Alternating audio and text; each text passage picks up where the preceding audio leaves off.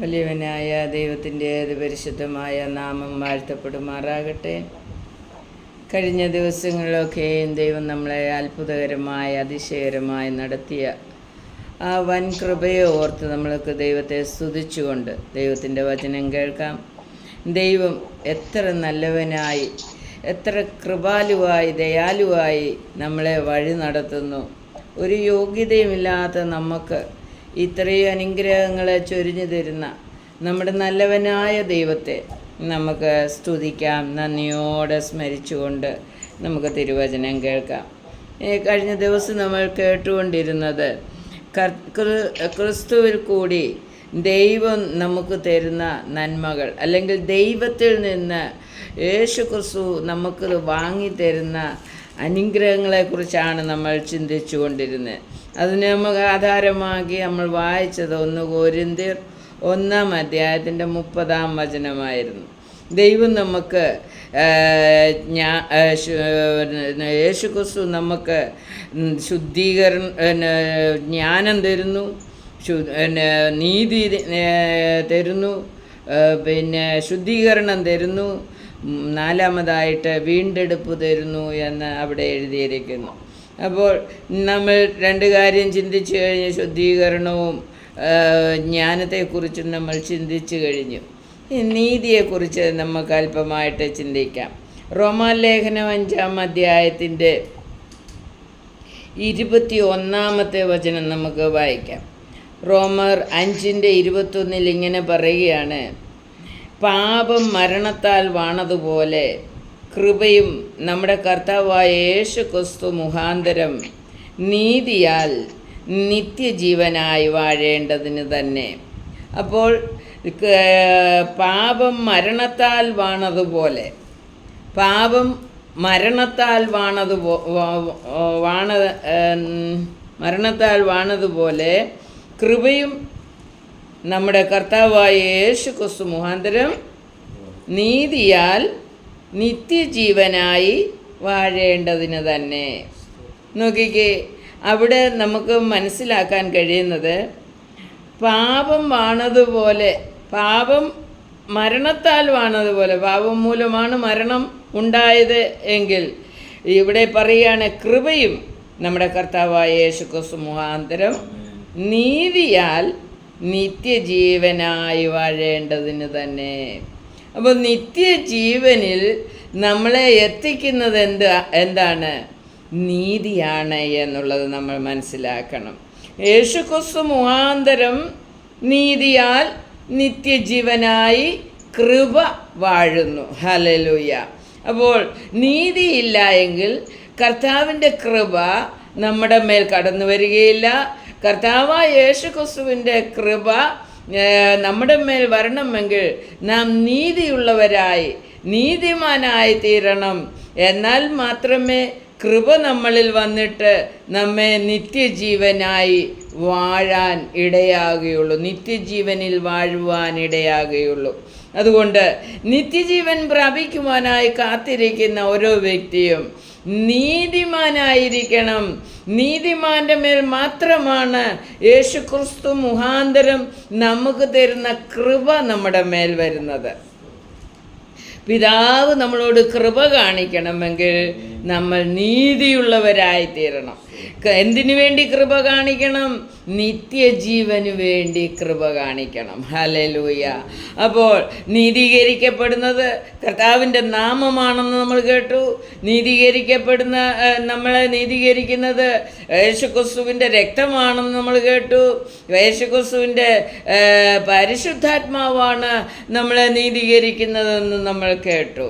അതുകൊണ്ട് നീതിയാൽ മാത്രമേ നിത്യജീവൻ പ്രാപിക്കുവാനുള്ള കൃപ നമ്മുടെ മേൽ വരികയുള്ളൂ. ഹല്ലേലൂയ. അതുകൊണ്ട് നിത്യജീവനായി നമ്മൾ വാഴേണ്ടതിന് നമ്മുടെ മേൽ കൃപ വർഷിക്കണം. കൃപ വർഷിക്കണമെങ്കിൽ നാം നീതിമാനായിരിക്കണം, നീതിയിൽ ജീവിക്കുന്നവരായിരിക്കണം എന്ന് ദൈവവചനം നമ്മെ പഠിപ്പിക്കുകയാണ്. റോമാലേഖനം 4-ാം അധ്യായത്തിൻ്റെ 6-ാം വചനം കൂടി നമുക്ക് വായിക്കാം. റോമാലേഖനം 4:6 ഇങ്ങനെ പറയാണ്: വിശ്വാസം നീതിയായി കണക്കിടുന്നു. ദൈവപ്രവൃത്തി കൂടാതെ നീതി കണക്കിടുന്ന മനുഷ്യൻ്റെ ഭാഗ്യം ദാവീദ് വർണ്ണിക്കുന്നു. ദൈവം പ്രവൃത്തി കൂടാതെ നീതി കണക്കിടുന്ന മനുഷ്യൻ്റെ ഭാഗ്യം ദാവീദും വർണ്ണിക്കുന്നു. നോക്കിക്കേ, നമ്മൾ വിശ്വസിക്കുന്നവനോ അവൻ്റെ വിശ്വാസം നീതിയായി കണക്കിടപ്പെടുന്നു. ഹല്ലേലൂയ. അപ്പോൾ ഈ നീതീകരിക്കപ്പെടണമെങ്കിൽ, നീതിമാനായി തീരണമെങ്കിൽ നമ്മൾ ക്രിസ്തു വിശ്വാസം, ക്രിസ്തു യേശുവിനെ പിതാവാൻ ദൈവം എനിക്ക് വേണ്ടി ഈ ഭൂമിയിലേക്ക് അയച്ച്, ഈ ഭൂമിയിൽ വന്ന് മനുഷ്യനായി ജനിച്ച് മരിച്ച് കാൽവറി ക്രൂശിൽ മൂന്നാണികളിന്മേൽ തൂങ്ങി മരിച്ച കർത്താവായ യേശു ക്രിസ്തുവിനുള്ള വിശ്വാസം നമ്മളിലുണ്ടാകണം. മരിക്കുക മാത്രമല്ല, അവൻ കുരിശിൽ മൂന്നാണിമേൽ തൂങ്ങി മരിക്കുക മാത്രമല്ല ചെയ്തത്, മരിച്ച് അടക്കപ്പെട്ട് മൂന്നാം ദിവസം ഉയർത്തെഴുന്നേറ്റ ഇപ്പോൾ നിത്യനായ ദൈവമാണ് യേശു ക്രിസ്തു എന്ന് നമ്മൾ വിശ്വസിച്ച് ആ നീതി നാം ഏറ്റെടുക്കണം. ഹല്ലേലൂയ. വിശ്വസിക്കുന്നവരുടെ മേൽ മാത്രമാണ് നീതി ഇറങ്ങി വരുന്നത്. സ്വർഗത്തിൽ നിന്നാണ് നീതി ഇറങ്ങുന്നത് എന്ന് നമ്മൾ കഴിഞ്ഞ ദിവസങ്ങളിൽ കണ്ടു. അതുകൊണ്ട് നീതിമാനാകുന്നത് സ്വർഗത്തിൽ നിന്ന് വരുന്ന നീതിയാണ് നമ്മളെ നീതിമാനാക്കുന്നത്. ഭൂമിയിലെ യാതൊരു പ്രവൃത്തിയും, നമ്മൾ ദാനം കൊടുക്കുന്നതോ നമ്മൾ യാതൊരു പ്രവൃത്തി കൊണ്ടും നീതിമാനാകുകയില്ല. നമ്മൾ ക്രിസ്തയേശുവിലുള്ള വിശ്വാസം നമ്മളിൽ എത്രത്തോളം ദൃഢമാകുന്നുവോ, എത്രത്തോളം വളർന്നുകൊണ്ടിരിക്കുന്നുവോ അതനുസരിച്ചാണ് നമ്മുടെ മേൽ സ്വർഗത്തിൽ നിന്ന് നീതി ഇറങ്ങി വരുന്നത്. ഹല്ലേലൂയ. അപ്പോൾ വിശ്വാസത്താൽ നീതി കണക്കിടപ്പെടുന്നു എന്ന് ദൈവവചനം പറയുന്നു. അപ്പോൾ നമ്മൾ നീതിമാന്മാരായി നമ്മൾ വിശ്വസിക്കണം. വിശ്വസിച്ചെങ്കിൽ മാത്രമേ നമ്മുടെ മേൽ നീതി ഇറങ്ങി വന്ന് നാം നിത്യജീവന് വേണ്ടി യേശുക്രിസ്തു മുഖാന്തരം ലഭിക്കുന്ന നീതി നമ്മൾ പ്രാപിച്ച് നിൽക്കുമ്പോഴാണ് നിത്യജീവന്റെ കൃപ നമ്മുടെ മേൽ കടന്നു വരുന്നത്. നിത്യജീവൻ നമുക്ക് തരുവാൻ വേണ്ടി ദൈവം കൃപ ചൊരിയുന്നത്. ഹല്ലേലൂയ. അതുകൊണ്ട് നമ്മുടെ ജീവിതത്തിൽ നമ്മൾ എത്രത്തോളം യേശുക്രിസ്തുവിലുള്ള വിശ്വാസം നമ്മളിൽ വർദ്ധിക്കുന്നുവോ അത്രത്തോളം നമ്മൾ നീതീകരിക്കപ്പെടും. ഹല്ലേലൂയ. നീതീകരിക്കപ്പെട്ടെങ്കിൽ മാത്രമേ നമുക്കിടെ മേൽ കൃപ പകരുകയുള്ളൂ. കൃപ പകർന്നെങ്കിൽ മാത്രമേ നമുക്ക് നിത്യജീവൻ ലഭിക്കുകയുള്ളൂ എന്നുള്ളത് നാം മനസ്സിലാക്കണം. അതുകൊണ്ട് നിത്യജീവനായി കാത്തിരിക്കുന്ന നമ്മളിൽ വിശ്വാസം വർദ്ധിക്കട്ടെ, നീതി വർദ്ധിക്കട്ടെ, കൃപ പെരുകട്ടെ. നമ്മൾ നിത്യജീവനിലെത്തുവാൻ തക്കവണ്ണം ഇടയായിത്തീരും. വീണ്ടും റോമാലേഖനം 3-ാം അധ്യായത്തിൻ്റെ 21-ാമത്തെ വചനത്തിൽ ഇങ്ങനെ പറയുകയാണ്, ഇപ്പോഴോ ദൈവത്തിൻ്റെ നീതി വിശ്വസിക്കുന്ന എല്ലാവർക്കും യേശുക്രിസ്തുവിങ്കിലെ വിശ്വാസത്താലുള്ള ദൈവനീതി തന്നെ. ഹല്ലേലൂയ. അപ്പം നോക്കിക്കേ, ദൈവത്തിൻ്റെ നീതി നമുക്ക് ആരിൽ വിശ്വസിക്കുമ്പോഴാണ് കിട്ടുന്നത് എന്നവിടെ വളരെ വെളിപ്പെടുത്തി എഴുതിയിരിക്കുകയാണ്. ഇന്ന് ലോകത്തിൽ പലരിൽ വിശ്വസിക്കുന്ന ആൾക്കാരുണ്ട്. ഇന്ന് മദർ മേരിയിൽ വിശ്വസിക്കുന്നവരുണ്ട്, പരിശുദ്ധന്മാരിൽ വിശ്വസിക്കുന്നവരുണ്ട്, ലോകത്തിൽ ദേവന്മാരെന്ന് പറയുന്നവരിൽ വിശ്വസിക്കുന്നവരുണ്ട്. എന്നാൽ അവരൊന്നും നീതീകരിക്കപ്പെടുകയില്ല എന്ന് ദൈവവചനം പറയുകയാണ്. നീതീകരിക്കപ്പെടണമെങ്കിൽ നാം എന്ത് ചെയ്യണം? ദൈവത്തിൻ്റെ നീതി നമ്മുടെ മേൽ വരണമെങ്കിൽ വിശ്വസിക്കുന്ന എല്ലാവർക്കും, അവിടെ എടുത്തു പറയാണ് യേശുക്രിസ്തുവിങ്കിലെ വിശ്വാസത്താലുള്ള ദൈവനീതി തന്നെ. അപ്പം വിശ്വസിക്കുന്ന എല്ലാവർക്കും എന്ന് പറഞ്ഞിട്ട് പിന്നെ എടുത്തു പറയാണ് യേശുക്രിസ്തുവിങ്കിലെ വിശ്വാസത്താലുള്ള ദൈവനീതി തന്നെ. ഹല്ലേലൂയ. അപ്പോൾ യേശുക്രിസ്തുവിൽ വിശ്വസിക്കാതെ നമ്മൾ മറ്റ് പലരിലും വിശ്വസിച്ച് പലതും നേടിയെടുക്കാൻ വേണ്ടി നാം ഓടുമ്പോൾ ഒന്ന് ചിന്തിക്കണം, യേശുക്രിസ്തുവിൽ വിശ്വസിക്കാതെ നീതീകരിക്കപ്പെടുകയില്ല. ക്രിസ്തുയേശുവിൽ വിശ്വസിക്കാതെ, ക്രിസ്തുയേശു മാത്രമാണ്, ക്രിസ്തുയേശുവിലെ വിശ്വാസം മാത്രമാണ് നമ്മളെ നീതിമാനാക്കുന്നത്. നീതിമാനായെങ്കിൽ മാത്രമേ നിത്യജീവന് വേണ്ടിയുള്ള ആ ദൈവിക കൃപ നമ്മുടെ മേൽ ദൈവം പകരുകയുള്ളൂ. ഹല്ലേലൂയ. അതുകൊണ്ട് നമ്മൾ ക്രിസ്തുയേശുവിലുള്ള വിശ്വാസം നമ്മളിൽ വർദ്ധിച്ചു വരുവാനിടയായിത്തീരണം. യേശുവല്ലാതെ മറ്റൊരു മധ്യസ്ഥൻ പിതാവിൻ്റെയും മനുഷ്യരുടെയും ഇടയിൽ നമുക്കില്ല. ഹല്ലേലൂയ. നമുക്ക് യേശുക്രിസ്തുവിൽ മാത്രം വിശ്വസിച്ച് ദൈവത്തിൻ്റെ നീതി നമുക്ക് പ്രാപിക്കുവാൻ കഴിയും. ഹല്ലേലൂയ. മറ്റ് ആരിൽ വിശ്വസിച്ചാലും ദൈവത്തിൻ്റെ നീതി നമ്മളിൽ വരികയില്ല. നാം നീതിമാനാകുകയില്ല. നാം നീതിമാനായില്ല എങ്കിൽ നമുക്ക് നിത്യജീവൻ പ്രാപിക്കുവാൻ കഴിയത്തില്ല.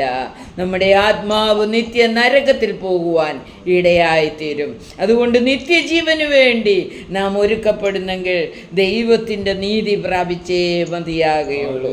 ദൈവത്തിൻ്റെ നീതി വിശ്വാസത്താൽ കടന്നു വരുന്നു. ക്രിസ്തുയേശുവിലെ വിശ്വാസത്താൽ തന്നെ കടന്നു വരുന്നു എന്നുള്ളത് നാം മറന്നു പോകരുത്. ഫിലിപ്പിയർ ലേഖനം 3-ാം അധ്യായത്തിൻ്റെ 9-ാം വചനം നമ്മൾ വായിക്കുമ്പോൾ അവിടെ കാണുന്നത് 3:9 വചനത്തിൽ പറയുകയാണ്, ഞാൻ ക്രിസ്തുവിനെ നേടേണ്ടതിന് ന്യായപ്രമാണത്തിൽ നിന്നുള്ള എൻ്റെ സ്വന്തം നീതിയല്ല, ക്രിസ്തുവിലുള്ള വിശ്വാസം മൂലം ദൈവം വിശ്വസിക്കുന്നവർക്ക് നൽകുന്ന നീതി തന്നെ ലഭിച്ചു. ഹല്ലേലൂയ. നോക്കിക്കേ, സ്വന്തം നീതി സ്വയമായിട്ട് ദൈവത്തിൻ്റെ വചനം കേൾക്കുകയോ ദൈവവചനപ്രകാരം ജീവിക്കുകയോ ഒന്നും ചെയ്യാതെ നീതി ചെയ്യുന്നവരുണ്ട്. അപ്പോൾ ഇവിടെ പറയുകയാണ്, ഞാൻ ക്രിസ്തുവിനെ നേടേണ്ടതിനും ന്യായപ്രമാണത്തിൽ നിന്നുള്ള എൻ്റെ സ്വന്തം നീതിയല്ല, ക്രിസ്തുവിലുള്ള വിശ്വാസം മൂലം ദൈവം വിശ്വസിക്കുന്നവർക്ക് നൽകുന്ന നീതി തന്നെ ലഭിച്ചു.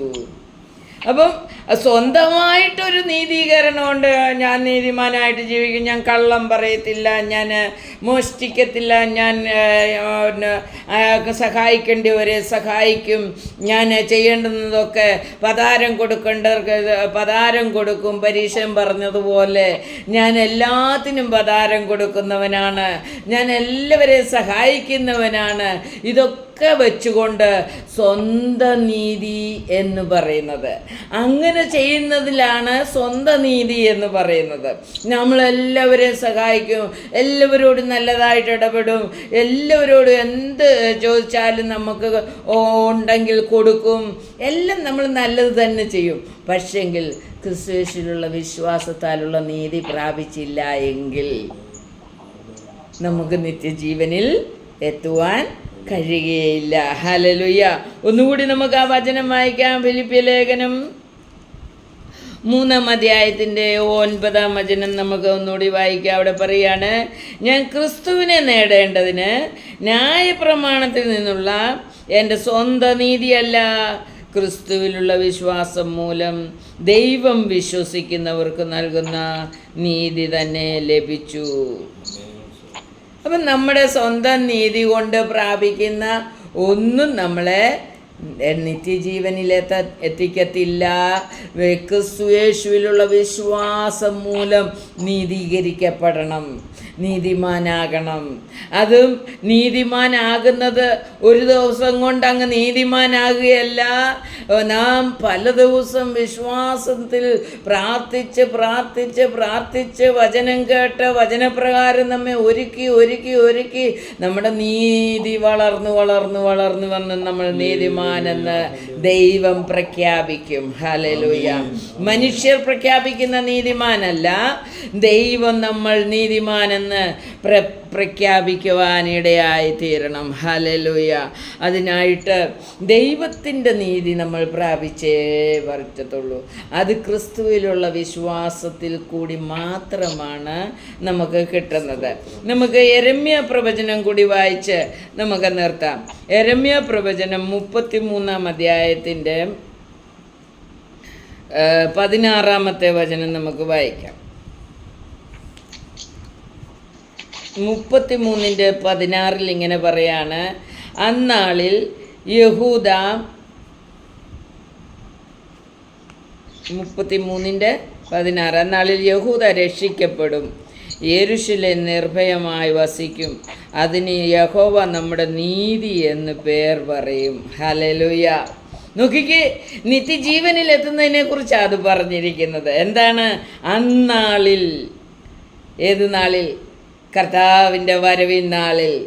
കർത്താവിൻ്റെ നാള് വരുമ്പോൾ അന്നാളിൽ യഹൂദ രക്ഷിക്കപ്പെടും, യെരൂശലേം നിർഭയമായി വസിക്കും, അതിന് യഹോവ നമ്മുടെ നീതി എന്ന് പേർ പറയും. യഹോവ ഇപ്രകാരം അരുളി ചെയ്യുന്നു. ഹല്ലേലൂയ. നോക്കിക്കേ, യഹൂദ രക്ഷിക്കപ്പെടും, യെരൂശലേം നിർഭയമായി വസിക്കും. ദൈവമുള്ള സ്ഥലമാണ് യെരൂശലേം എന്ന് പറയുന്നത്. യെരൂശലേം എന്ന് പറയുന്നത് നമ്മുടെ ഭവനമാണ്. ദൈവത്താൽ നീതീകരിക്കപ്പെട്ട ജനം വസിക്കുന്ന സ്ഥലമാണ് യെരൂശലേം. ഹല്ലേലൂയ. യഹൂദ എൻ്റെ ചെങ്കോലാണെന്ന് പറഞ്ഞ കർത്താവ് ആ ദൈവത്തിൻ്റെ ചെങ്കോലായി ദൈവത്തിൽ പൂർണ്ണമായും വിശ്വസിച്ച്, ദൈവം നമുക്ക് വേണ്ടി ഒരുക്കിയ രക്ഷകനിൽ വിശ്വസിച്ച്, ആ രക്ഷകനിൽ വിശ്വസിച്ച് നീതീകരിക്കപ്പെട്ട് ജീവിക്കുന്ന യഹൂദ രക്ഷിക്കപ്പെടും, അല്ലെങ്കിൽ രക്ഷയുടെ പൂർത്തീകരണത്തിലെത്തും. രക്ഷയുടെ പൂർത്തീകരണം എന്ന് പറയുന്നത് നിത്യജീവനിലെത്തുക എന്നുള്ളതാണ്. ഹല്ലേലൂയ. അതുകൊണ്ട് നമ്മുടെ ജീവിതം ദൈവത്തിനായിട്ട് നമുക്ക് സമർപ്പിക്കാം. ദൈവിക വിശ്വാസം മൂലം ലഭിക്കുന്ന നീതി നാം ഓരോരുത്തരും പ്രാപിച്ച് നമ്മൾ ദൈവസന്നിധിയിൽ നിത്യജീവനായി കാക്കപ്പെടേണ്ടതിന് നമുക്ക് ദൈവത്തിൻ്റെ സന്നിധിയിൽ പ്രാർത്ഥിക്കാം. ദൈവം അതിനായിട്ട് നമ്മളെ ഒരുക്കട്ടെ. നമ്മൾ കേട്ടു, ശുദ്ധീകരണം പ്രാപിക്കണം. ക്രിസ്തു നമ്മൾക്ക് പിതാവിൽ നിന്ന് വാങ്ങിത്തരുന്നതാണ് ശുദ്ധീകരണം. പിതാവിൽ നിന്ന് ക്രിസ്തു യേശു നമുക്ക് വാങ്ങിത്തരുന്നതാണ് ജ്ഞാനം. പിന്നെ ക്രിസ്തു യേശു നമുക്ക് വാങ്ങിത്തരുന്നത് നീതി. ഹല്ലേലൂയ. ഈ പിന്നെ നമുക്ക് ക്രിസ്തു യേശു പിതാവിൽ നിന്ന് നമുക്ക് വാങ്ങിത്തരുന്നത് വീണ്ടെടുപ്പാണ്. നാളത്തെ ദിവസം നമുക്ക് വീണ്ടെടുപ്പിനെ കുറിച്ച് ചിന്തിക്കാം. ദൈവം നമ്മളെ ഇന്ന് പകൽക്കാലം, ഇന്ന് ഈ രാത്രിയുടെ യാമത്തിൽ നമ്മളെ നീതീകരിക്കുവാൻ തക്കവണ്ണം ദൈവത്തിലുള്ള വിശ്വാസം ക്രിസ്തേശു മൂലം നമുക്ക് ലഭിക്കുവാൻ തക്കവണ്ണം, നീതീകരണം പ്രാപിക്കുവാൻ തക്കവണ്ണം ദൈവമേ എന്നെ ഒരുക്കണമേ എന്ന് നമുക്ക് പ്രാർത്ഥിക്കാം. ദൈവകരങ്ങളിലേക്ക് ഏൽപ്പിച്ചു കൊടുക്കാം. ഈ വചനത്താൽ ദൈവം തമ്പുരാൻ നമ്മളെ ഓരോരുത്തരെ അനുഗ്രഹിക്കുമാറാകട്ടെ. പ്രാർത്ഥിക്കാൻ ആഗ്രഹിക്കുന്നവർ പ്രാർത്ഥിച്ചാട്ട്. സ്തോത്രം.